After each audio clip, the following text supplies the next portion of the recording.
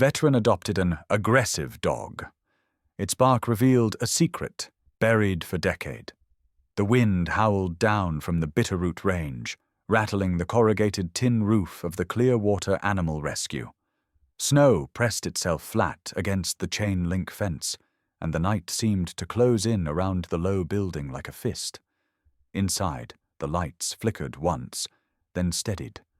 Jack Turner stood just inside the main aisle, the smell of disinfectant mixing with the sour tang of old fear. 45 years old, shoulders heavy from 2 decades in uniform, he moved with the economy of someone who had learned to ration both steps and words. Afghanistan had left him with scars no one saw, and a silence he carried like a second skin. That silence cracked open when the shepherd barked. The sound tore through the kennels, a deep-chested boom that ricocheted off the cinderblock walls. Dogs up and down the row stirred, some whining, others joining in, but the German shepherd at the end was different. He wasn't calling out for attention, he was sounding an alarm. The plaque clipped to the kennel read, Thor, male, approx. 5 years. Note, aggressive, exercise with caution. Thor lunged against the bars, muscles snapping tight under a black and tan coat, eyes burning with something beyond simple agitation.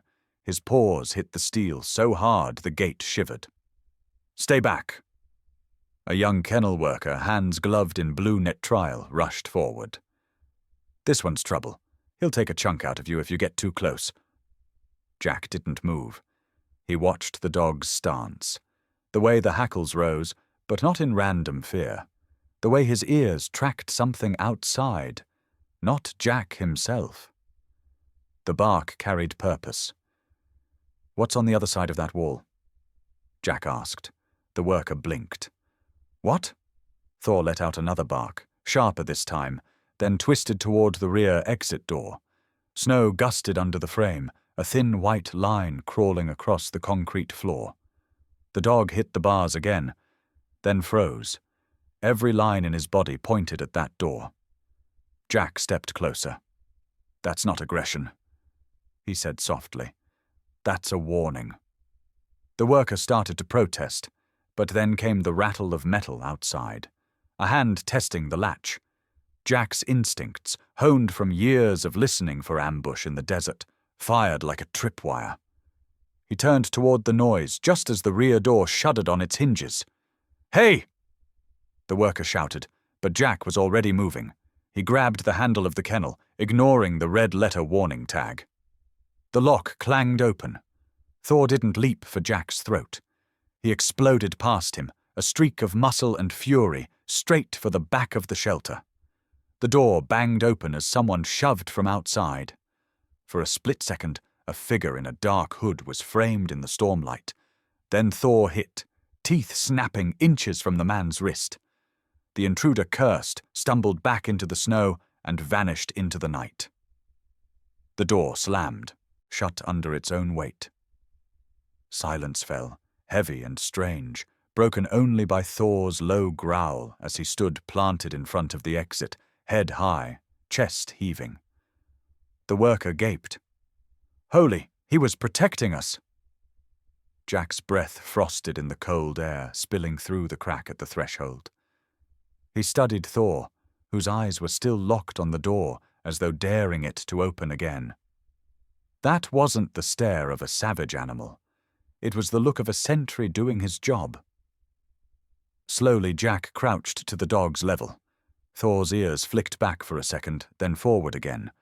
The growl tapered off. For the first time, Jack saw something beneath the hard edges. Resolve, yes, but also weariness. The kind of look he had seen in the mirror after too many patrols. You're not aggressive, Jack murmured. You're alert, and no one here's been listening to you.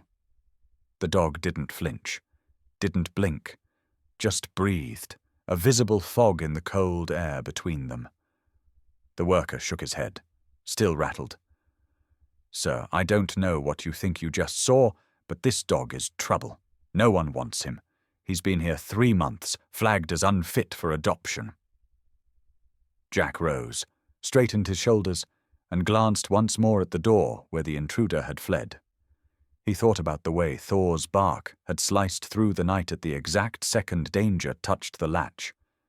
He thought about all the nights he himself had woken in Afghanistan, knowing something was wrong before the first shot was fired.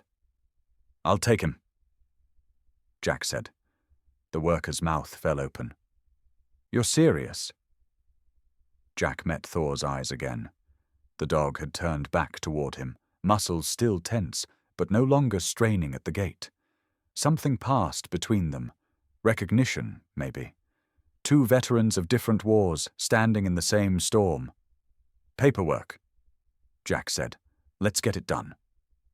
And just like that, the first decision Jack Turner made as a civilian bound him to a German shepherd everyone else had written off as dangerous. He couldn't know yet that Thor's bark would echo far beyond this night, that it would reach down into the dark soil of Clearwater, Montana, and drag into daylight a secret the town had buried for decades. The road out of town curled along the river, dark water moving slow under patches of ice. Jack kept one hand steady on the wheel of his old Ford, the other resting close to the gear shift, as if muscle memory from convoys overseas hadn't yet let him relax.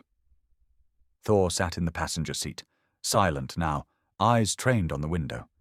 Every few miles the dog's ears pricked forward, head cocking as though catching signals Jack couldn't hear. The farmhouse appeared after a final bend in the road, its roofline sharp against the winter sky.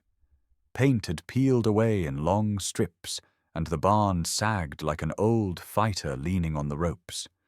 It had been his parents' land, 60 acres of wheat once, but now the fields lay dormant, under snow. Jack parked near the porch and cut the engine.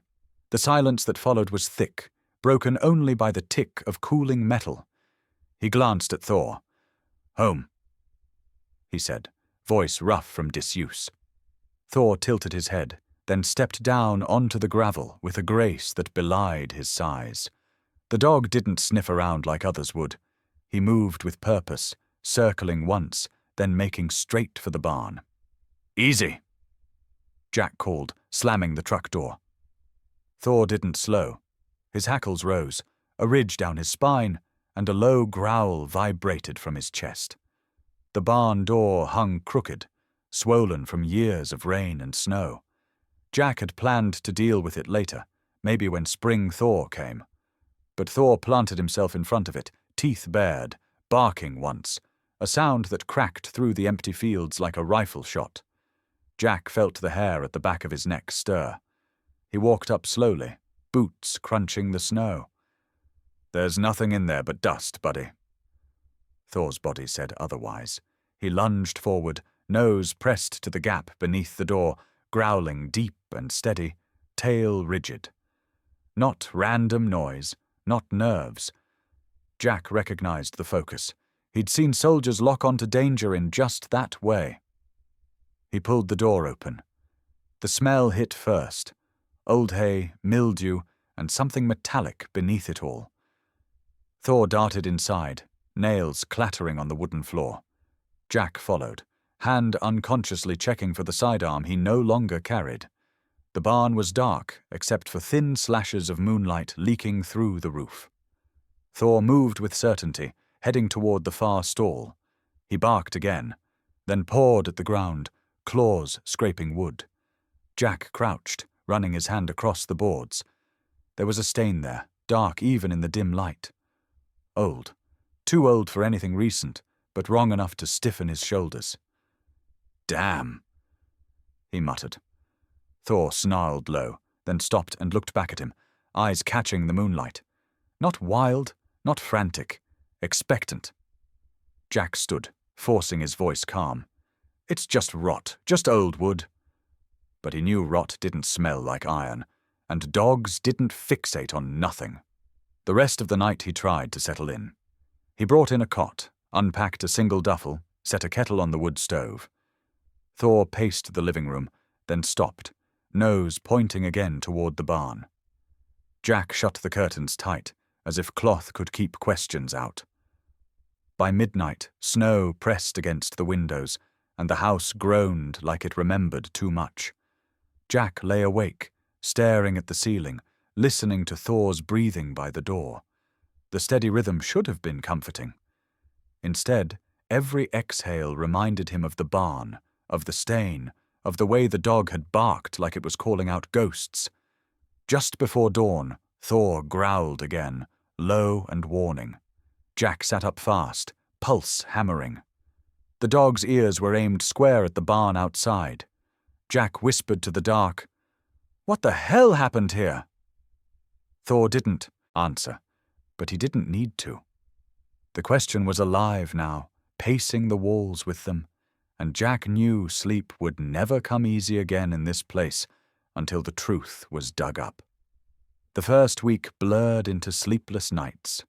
Jack's body moved through the daylight on muscle memory, splitting wood, checking pipes, hauling supplies into the house. But when darkness fell, the hours became a battlefield of their own. It began with small jolts, a noise in the rafters, and his chest clenched as if waiting for mortar fire. The slam of wind against the shutters, and suddenly he was back in Kandahar, dust choking his throat, radio crackling with half-broken orders. He'd lurch upright, sweat cold, fists balled. Thor was always there, shadow black against the faint glow of the stove, eyes open, ears tuned. Sometimes the dog growled, low and certain, as if he too was haunted. One night the nightmare cut sharper. Jack found himself in a convoy again, Humvee rattling under him. He could smell diesel, feel the tension of men who had already lost too much. Then the flash. The IED bloomed fire ahead, metal shrieking, bodies slammed against armor. The screams followed, the silence after even worse. He woke with a shout stuck in his throat. Thor had pressed himself against the cot, body rigid, not in fear but in solidarity. The dog's nose nudged his arm, not tentative but steady, a tether pulling Jack back from the cliff's edge. Jack exhaled into the dark, fingers finding the rough fur at Thor's neck. "You get it, don't you?" he whispered. "You've seen your own kind of war." In the daylight, questions trailed him. Why did a dog with such discipline end up stamped as aggressive? Why did he react not just to noise, but to specific corners of the farm like he was tracing a map Jack couldn't read? A slip of paper offered the first clue. While searching for extra blankets in a box left by his father, Jack found a folded intake form from the shelter, an early copy left behind by mistake. Under Thor's name, in faint pencil scrawl, was a line: "Confiscated from property during investigation, 1994. Jack frowned, reading it twice. He had been a teenager then, long before war had carved into him. 1994 meant Thor couldn't be the same dog, but maybe the bloodline was tied to something the town wanted forgotten.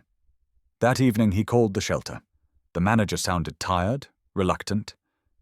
"Look, Turner, all I know is that dog came from an estate seizure years back.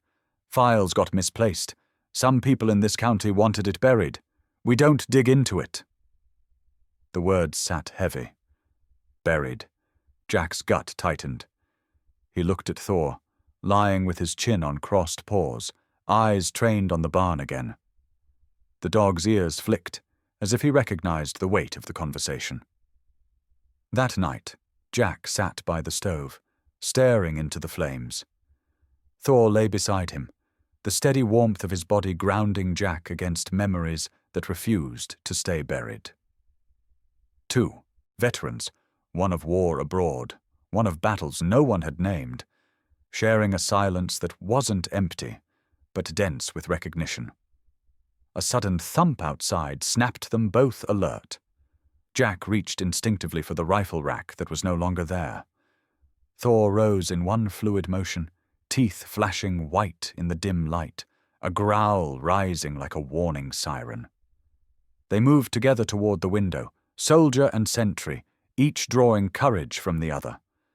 The yard was empty, snow untouched.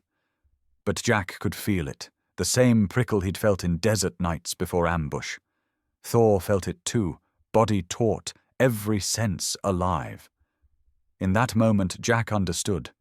Whatever ghosts haunted this land, Thor wasn't just reacting to them, he was pointing the way.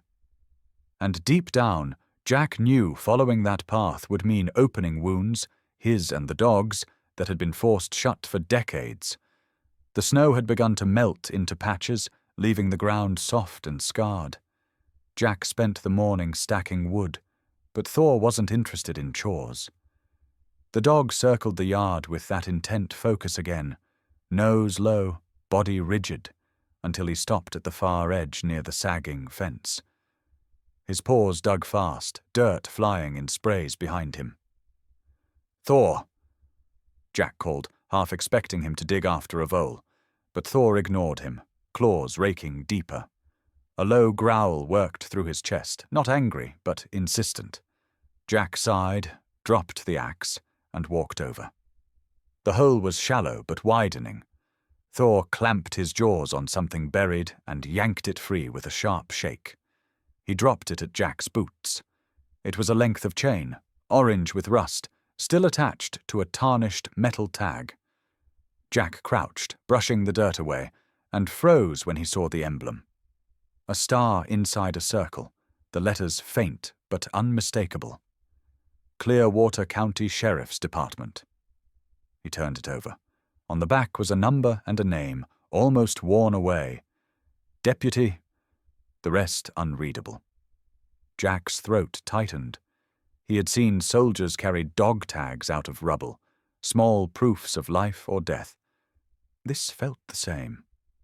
He looked at Thor, who stood with ears forward, tail stiff, eyes locked on him as if asking, "Now do you believe me?" That night the object sat heavy on the table beside his stove. Jack traced the etching with his thumb until the metal warmed under his skin. Questions crowded his head. Why was a sheriff's badge chained into the ground on his property? Why had the dog gone straight to it, like he knew where it was buried? By morning he made his choice. He drove into town, Thor silent in the passenger seat, head just below the window. Sheriff Harris still kept an office in the brick building on Main. Retired in all but name, the old man served as a figurehead, while younger deputies handled the work. He was broad-shouldered even in his 70s, his handshake still firm when Jack entered. "Turner," Harris said with a smile that didn't quite reach his eyes. "Back for good this time?" "Seems so," Jack replied. He reached into his coat and set the rusted chain on the desk. Harris's hand hesitated in mid-air before closing over it. His expression faltered for a second, just enough for Jack to notice. "Where'd you get this?" "My yard. Dog dug it up yesterday." The sheriff rolled the metal in his palm, gaze fixed on the emblem as though it might bite. "Old junk, probably from when this place used to be county property. They trained horses out there before your folks bought it." Jack raised an eyebrow. "Funny. Doesn't look like tack hardware to me. Looks like someone's badge." "Could be." Harris cleared his throat. "Things get lost. This county's been around a long time. Don't read too much into it." Thor shifted beside Jack's chair, a low rumble vibrating in his throat. Harris's eyes flicked to the dog, then back to Jack. "Best you keep your animal on a leash," the sheriff said lightly, though his jaw was tight. "Some folks don't like shepherds with tempers." Jack leaned back, studying the man who had been the county's law for decades. His gut told him Harris wasn't just brushing him off, he was steering him away. "Appreciate your time," Jack said finally. He stood, Thor rising with him, the chains rattle sharp in the quiet office. Outside, the air felt colder than before. Jack slid behind the wheel, gripping it until his knuckles whitened. He glanced at Thor, who stared through the windshield at nothing Jack could see. "You knew it was there," Jack said softly. And he knew something too. Thor huffed, settling into the seat, but his eyes never stopped scanning. Back at the farm, Jack set the badge and chain on the mantel. The metal caught the firelight, gleaming like a beacon. He told himself he could leave it alone, let the past stay buried. But when night fell, Thor returned to the fence line, nose down, body coiled.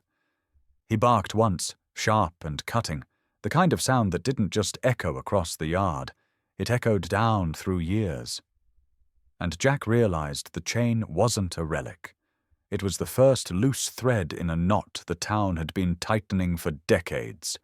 The nights in Clearwater had grown heavier, each one carrying a weight Jack couldn't shake. The badge and chain rested on the mantel like an unspoken dare, and Thor refused to let the barn alone. It started with low growls as the sun went down. By midnight, the dog was on his feet, body angled toward the sagging structure, ears pinned forward, barking in sudden bursts that rattled through the farmhouse. Jack tried commands, even coaxing him with food, but Thor wouldn't move from his post by the door. On the third night, Jack gave in. He pulled on a coat, grabbed a flashlight, and let Thor lead the way into the dark. The snow had crusted hard, breaking under their boots and paws. The barn loomed ahead, black against the sky, its roofline like broken teeth. Thor lunged forward as Jack shoved the door wide. The beam of light swept across empty stalls, catching dust motes that swirled like ash. The smell was the same as before, hay, long rotted, damp wood, but sharper now, edged with something metallic. The dog froze near the back wall, hackles raised. His bark cracked once, twice before he reared up, front paws scraping against a beam overhead. Jack lifted the flashlight. There, half hidden beneath decades of dust, a dark smear marred the wood. He climbed onto the rail, ran a gloved hand across it, and felt the brittle texture crumble under his touch. Blood. Old, dry, but still clinging to the grain like it didn't want to be forgotten. Jack dropped back down, heart hammering. Jesus! Thor stood below, staring up at the stain, silent now. His stillness spoke louder than his bark had. That night, Jack couldn't sit still. He paced the living room, the memory of the sheriff's deflection mixing with the sight of that dried blood. Thor lay by the stove, but his eyes never shut. Every time Jack passed, the dog's gaze followed, unblinking. They were two men on guard duty, waiting for something they couldn't name. The answer came sooner than expected. Near dawn, the crunch of tires on gravel broke the silence. Jack stepped to the window, the rifle absent, but his stance the same as patrol days. A pickup idled at the edge of the yard, its headlights off. A man stepped out, coat collar pulled high, hat brim low. Thor rose instantly, lips peeled back in a low growl. Jack opened the door and stepped onto the porch, the dog at his side, shoulders tight. The man didn't approach. He stood in the half-light, boots sinking into snow. "You Turner?"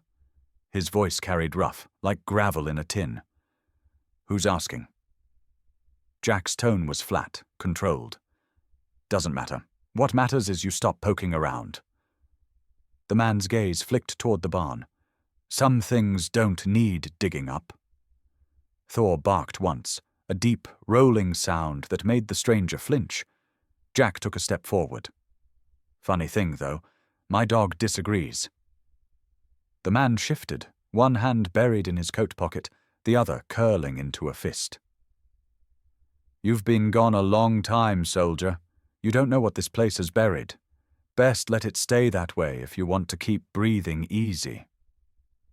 Jack felt the air stretch taut between them, the kind of silence that comes right before the first shot. Thor pressed against his leg, steady, ready. The man finally turned, boots crunching back to the truck. He climbed in, engine revving hard, and vanished down the road without headlights. Jack stood in the cold until the sound faded, pulse still high.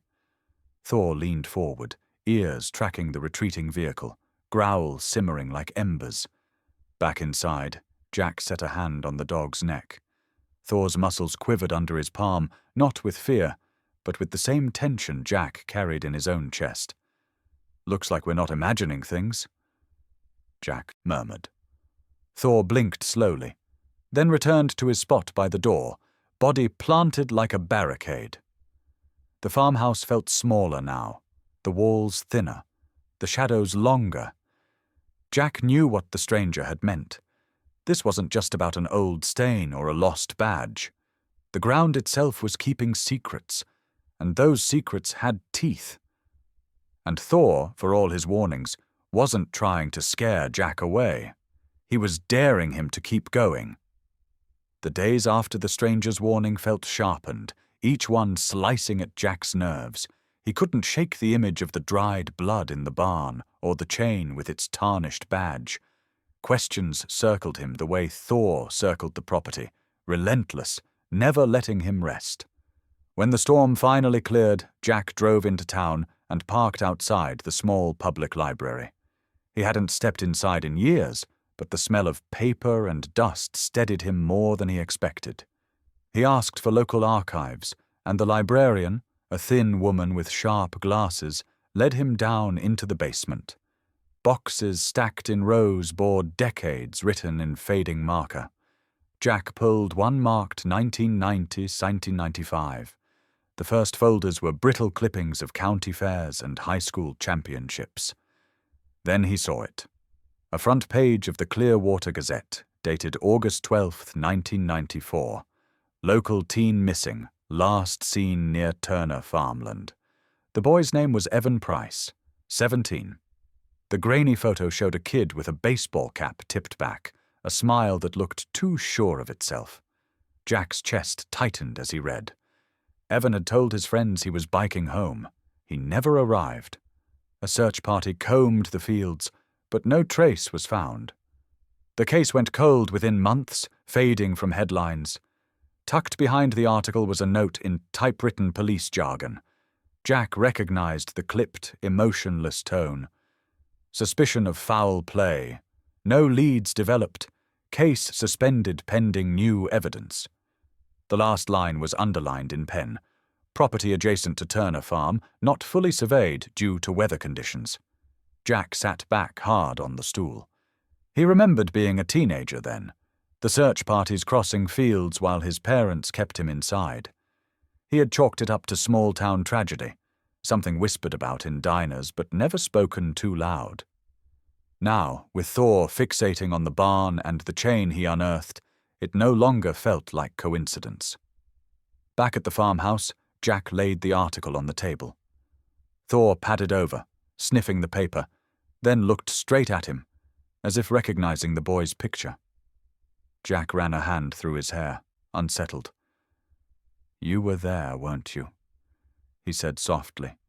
"Not that night maybe, but somewhere close to it. You've carried this with you." That evening, as dusk crawled over the land, Thor began again, barking sharp and furious at the same patch near the barn. Jack followed, flashlight cutting through shadows. The dog pawed at the ground, tail stiff, every muscle coiled. Jack knelt, scraping dirt with his hand. The soil smelled rich and damp, but deeper down came a faint trace of rot that had nothing to do with earth. He pulled back, heart pounding. Thor whined, pressing his nose to the spot, then let out a bark so loud it seemed to split the night open. Jack staggered back, the truth pressing into him with cold weight. 30 years ago, a boy had vanished. And here, under his land, lay the place Thor had been trying to tell him about since day one. The memory of the man in the pickup truck flashed back, the warning to stop digging. It all fit now. Somebody knew exactly what was buried out here, and Thor, with his unrelenting instinct, was threatening to drag it into the light. Jack set both hands on the dog's shoulders, grounding himself. Thor's chest heaved with steady breath, his eyes bright and burning.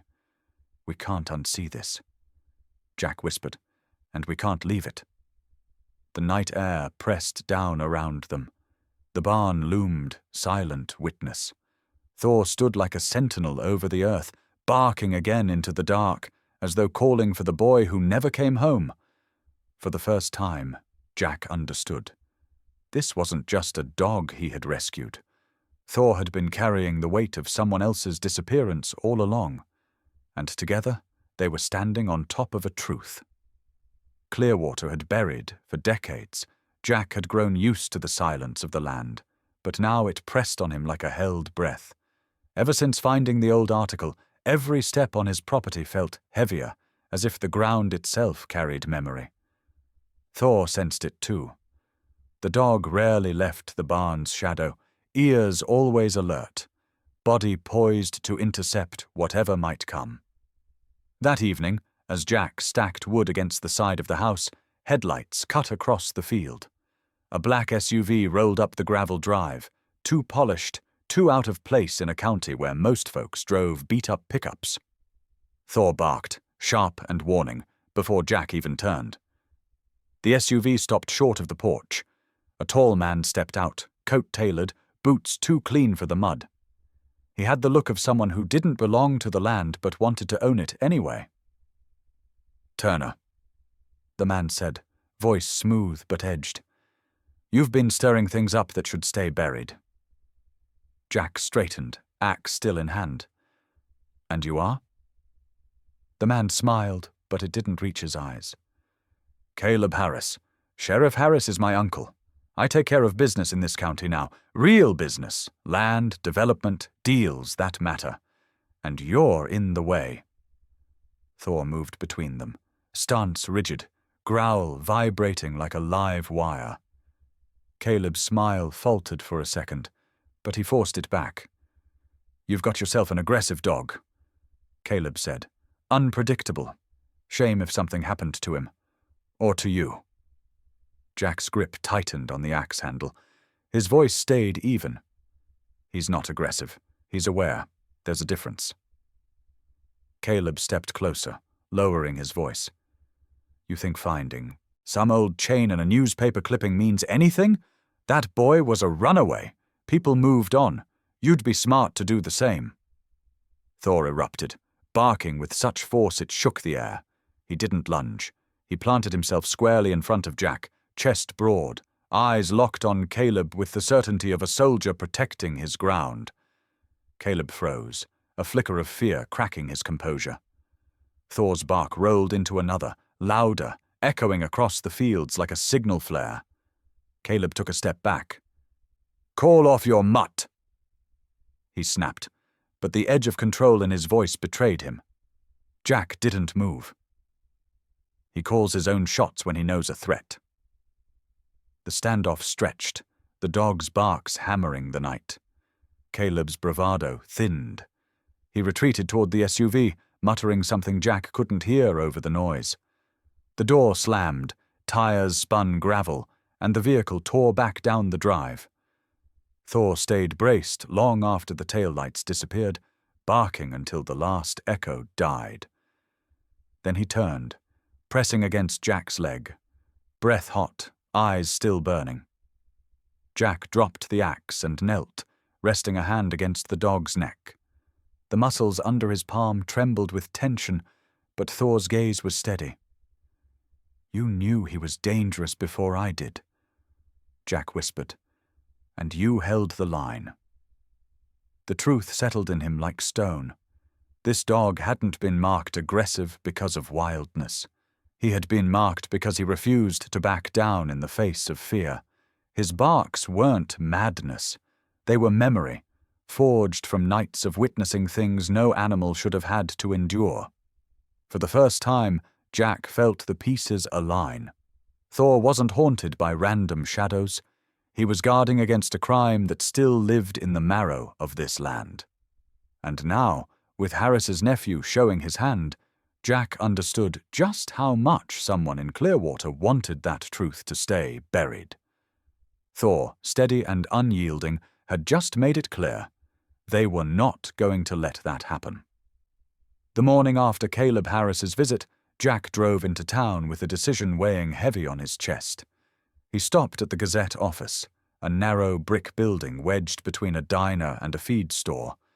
Inside, The air smelled of ink and stale coffee. Claire Donovan looked up from her desk when he entered. She was in her 30s, hair pulled into a quick knot, eyes sharp behind wire-framed glasses. She had been writing about county board disputes and road projects for years, but Jack remembered she once pushed hard on stories that others wanted quiet. "You're Turner," she said, leaning back in a chair. "The vet who adopted the so-called killer dog." Jack almost smiled. "So they're talking about us already." "They're always talking. What brings you here?" He pulled the faded article from his coat and set it on her desk. The picture of Evan Price stared up from the newsprint. "I think my dog just pointed me to something, connected to this." Claire read fast, lips tightening. "You're saying Thor sniffed this out? That's a hell of a claim." "I'm saying he led me to a chain with a deputy's badge buried on my land. There's blood in my barn. And someone showed up at my house last night telling me to keep my nose out." Her gaze sharpened. "Who?" "Caleb Harris." Claire let out a slow whistle. "That family's been pulling strings around here for decades. If you rattled them, you're onto something real." Thor lay by Jack's feet, silent but alert. At the mention of Caleb's name, his ears flicked, nose twitching as though the word itself carried a scent. 2 days later, Claire drove out to the farm with camera equipment and a recorder. Jack wasn't sure if he trusted her completely, but Thor trusted her enough not to growl, and that was enough for him. They followed Thor into the woods behind the property. The dog moved with certainty, nose low, body taut, pausing only to glance back as if checking they kept up. Jack carried a shovel, the weight of it familiar in his hands, though the task ahead was nothing like filling sandbags overseas. Thor stopped at a clearing where the earth sagged in a shallow depression. Snow had thinned here, revealing soil darker than the rest. He barked once, then began to dig, claws tearing through the dirt. Jack joined him, shoveling until metal hit something solid. His stomach twisted as he crouched, brushing away soil. The curve of a bone emerged, fragile, pale against the earth. Claire gasped, hand flying to her mouth, but kept the camera steady. Beside the bones lay a tarnished silver necklace. Jack lifted it carefully. A single charm hung from the chain, engraved with the letter E. "Evan," Claire whispered. The silence pressed in around them, broken only by Thor's heavy breathing. He stood rigid, eyes on the shallow grave, tail stiff. Not fearful, solemn, like he had carried the memory here for years and was now handing it over. Claire steadied herself, speaking into her recorder. "Remains found behind Turner Farm. Evidence includes necklace with initial. Possible link to the 1994 disappearance of Evan Price." Jack looked at her, his voice low. "You're putting this in print?" "Yes, it's not staying buried anymore." They called the state police that afternoon. By nightfall, news trucks rolled into Clearwater, their lights casting long shadows across the farm. Reporters crowded Claire, hungry for every detail. Jack stayed back, one hand on Thor's collar, watching the storm he had just unleashed. When the story hit the front page the next morning, it tore through the county like wildfire. Evan Price case reopened after 3 decades. Beneath the headline was a photograph. Jack Turner standing by the woods, Thor beside him, both staring into the distance. Jack hadn't wanted to be in the frame, but Claire insisted. "The people need to see who brought this forward. You and your dog." Thor's picture dominated the page. His ears were pricked, eyes fierce, body angled like a sentry. He looked less like an animal than a witness who refused to stay silent. That night, Jack sat by the stove, paper folded on his lap. Thor lay at his feet, finally resting, though even in sleep his body curled toward the door. Jack looked down at him and murmured, "You didn't just bark at shadows. You remembered, and you wouldn't let me ignore it." The words hung in the room, heavy and true. The secret wasn't buried anymore. But Jack knew the real fight was just beginning. And Thor, protective, relentless Thor, would be at his side for all of it. The Gazette headline hit like a hammer. By sunrise, Clearwater wasn't the quiet town it had been the week before. Trucks pulled over outside the diner, men reading the paper aloud between cups of coffee. Women at the grocery store whispered over carts. Evan Price's name, silenced for 30 years, rang through the streets again. The sheriff's office locked its doors that morning. By noon, Sheriff Harris himself stood on the courthouse steps, his face gray under the weight of cameras. Jack watched from across the square, Thor pressed against his leg, the dog's ears shifting at every shout from reporters. Harris gripped the podium as though it might steady him. His voice cracked at first, then hardened. "When I was a young deputy, I made choices to protect my family. Choices I believed were right at the time. They were not. The disappearance of Evan Price was never properly investigated. Evidence was concealed. That responsibility falls on me." Gasps rolled through the crowd. Some cursed, others broke down crying. Jack saw Evan's sister, now a woman with silver threads in her hair, cover her face in her hands. Harris went on, voice trembling. "I thought burying the truth would keep this town safe. Instead, it's haunted us all. And now, it's cost more than I can measure." Thor barked once, sharp and cutting, and the sound carried through the stunned silence. Heads turned toward the shepherd standing tall beside Jack, and for a moment the dog felt like the truest voice in the square. The fallout spread fast. Old accusations resurfaced. People who had been doubted for decades, neighbors who swore they'd seen Evan near the Harris property, classmates who insisted he hadn't run away, suddenly stood vindicated. Others who had kept quiet found themselves pulled into the light. That night the farm felt colder than ever. Jack sat by the stove, newspaper folded on the table, its black ink smudging his fingers. Thor lay nearby, awake, eyes steady on him. "They want me to talk to state police." Jack said aloud, voice raw. "Hand over everything. The badge, the chain, the place in the woods. Let it all burn down." Thor shifted, head lifting. His gaze locked on Jack's, steady as stone. "But if I do—" Jack trailed off, rubbing a hand over his face. "If I do, I'm not just tearing down Harris. I'm tearing apart half this town. Families will break. Reputations will collapse. Some of these people don't deserve to carry that ruin." The dog rose, padding across the room. He pressed his head into Jack's knee, firm, unyielding. His body radiated heat, steadiness, as though saying without words, "The truth is the only way forward." Jack's breath caught. The weight of Afghanistan pressed in, the villages where silence brought safety but bred corruption. The nights when looking the other way felt easier until the bodies piled up. He remembered the soldiers he'd buried because someone higher up decided truth was inconvenient. He closed his eyes. "I've lived through enough lies."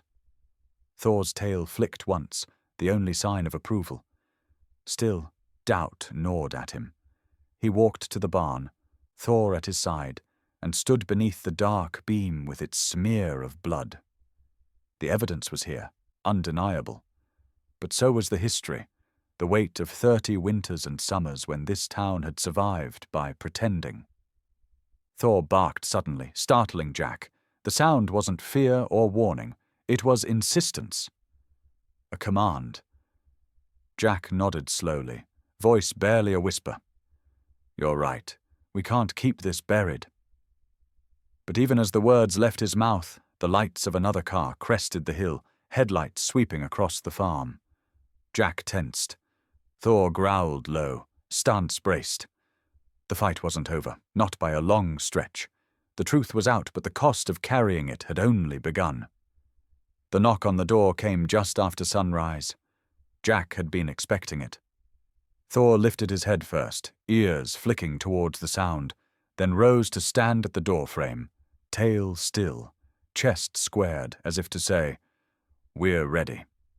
2 state investigators stepped inside, their jackets carrying the seal of Montana. They weren't there for pleasantries.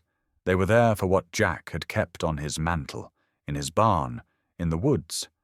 Jack laid it all out, the rusted chain with its tarnished badge, the article about Evan Price, the necklace engraved with the letter E, the location in the clearing where Thor had dug, the dark stain high on the barn beam. He gave them the shovel still caked with dirt from the night he and Claire unearthed the remains. It was everything. No hedging, no holding back. Thor stood behind him the entire time, silent, eyes fixed on the men as if measuring them against some private scale of justice. One of the investigators, a younger man with a clipped tone, nodded briskly. "This will do. It's enough to reopen formally. Harris will have to answer for this." Jack's jaw tightened. He already admitted part of it, but he didn't tell you the whole story. Caleb was there too. He's still out there. The men exchanged a look. One scribbled notes, the other closed the evidence bag around the badge and chain with a snap that sounded final. By the time they left, the farmhouse felt hollow. Jack sat by the stove, staring at the empty spot on the mantel where the chain had been. Thor lay at his feet, tail brushing the floor in slow, steady sweeps. The evidence was gone, but the weight remained. Weeks passed. The town moved through shock into fury, and then into something else. Acceptance that the ground they'd walked for years had been holding a secret. The Harris name no longer carried the untouchable weight it once had. Sheriff Harris retired for good, retreating from public eye. Caleb disappeared to some out-of-state business interests. People whispered, but nobody expected him back. The Gazette ran a small sidebar one Sunday. Local dog credited in breakthrough of decades-old case. One line buried near the classifieds. Jack clipped it out anyway and pinned it to the fridge. He didn't need more. Thor didn't either. By spring, Jack knew what to do. He cleared out the barn, scrubbing away years of dust and sorrow. He built new kennels, sturdy but open, filled with straw and sunlight. He called old friends from the service, men who had come home with more wounds inside than out, and he opened the Turner Canine program for veterans. The first week, 3 men showed up. By the second month, there were 12. They came hollow-eyed, jittery, restless. Jack watched them take leashes in their hands, their shoulders loosening as dogs leaned against them. He knew the feeling too well. Thor became the anchor of it all. He lay across the threshold of the barn like a guard, watching each session, sometimes stepping in to nudge a man's trembling hand or bark when tension spiked too high. He was never wrong. One afternoon, Jack gathered a group of middle school kids who had come on a field trip. They sat cross-legged on the grass, notebooks open, pencils ready. Jack stood in front of them, Thor planted by his side. "You see him?" Jack asked, gesturing to the shepherd. "They told me he was aggressive, dangerous, unfit, but he wasn't barking at shadows, he was barking at the truth. He knew something was wrong on this land, and he wouldn't stop until I listened." Thor turned his head toward the children, ears forward, tail giving a slow thump. Some of the kids laughed nervously, others leaned in closer. "He saved more than one boy's memory." Jack went on. He reminded this town what happens when you bury the truth instead of facing it. And he reminded me that silence doesn't protect anyone. It only protects the people who caused the hurt. The kids scribbled furiously. One girl raised her hand. "So, he's a hero?" Jack looked down at Thor, whose eyes met his with that steady, unwavering gaze. Yes, but not because he fought, because he refused to forget. The sun dipped low that evening, painting the fields gold. Jack sat on the porch with Thor stretched at his feet, guarding the door the way he always did. For the first time in years, Jack felt something close to peace. Not because the past was fully settled, it never would be, but because the truth had air now, and Thor had seen it through. Jack reached down, fingers brushing the thick fur at Thor's neck. The dog exhaled, leaning into the touch, a sentry at rest but never off duty. He spoke softly, almost to himself, but the words carried. He didn't just bark at shadows, he barked at the truth. Thor lifted his head, eyes on the horizon, as if listening for dangers still out there. And maybe there were.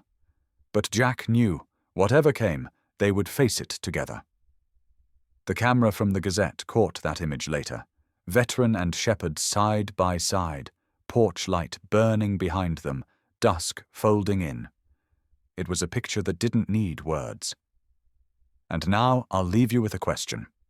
What's your story with a loyal pet? If this story about Jack and Thor moved you, support the channel dedicated to German shepherds, their courage, their loyalty, their truth. Your voice helps keep these stories alive. Teaser, Part 2. The snow had melted, but Clearwater was far from thawed. Jack Turner thought the truth had been unearthed, sealed in evidence bags and folded into the Gazette's archives. Yet whispers still crawled through the town like smoke that couldn't find the sky. Caleb Harris had vanished, but power rarely disappeared. It simply shifted, waiting for the right time to strike back. Thor sensed it before Jack did. The German shepherd grew restless again, pacing the fence line at night, ears tuned to something in the woods. His bark had once uncovered a secret buried for 3 decades. Now it carried a new urgency, sharper, edged with warning. Claire Donovan, the reporter who had stood by Jack in the first storm, returned with news that unsettled even her seasoned resolve. Documents from the state's investigation hinted at missing files, pages torn from reports that should have closed the case. Someone higher than the Harris family had pressed to keep parts of the truth hidden. Jack wanted to believe he had done enough. Turned over the evidence, given Evan Price's family some measure of peace, opened his barn to help veterans heal. But he knew what Thor's instincts meant. The fight wasn't finished. When a stranger appeared at the farm claiming to know what really happened the night Evan disappeared, the fragile calm shattered.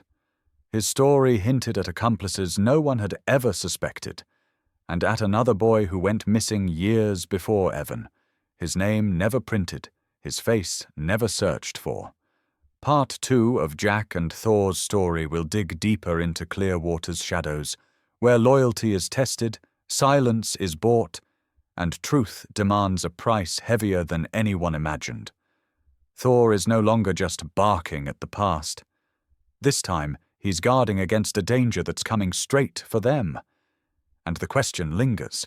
If one bark could reveal a buried secret, what will the next one uncover?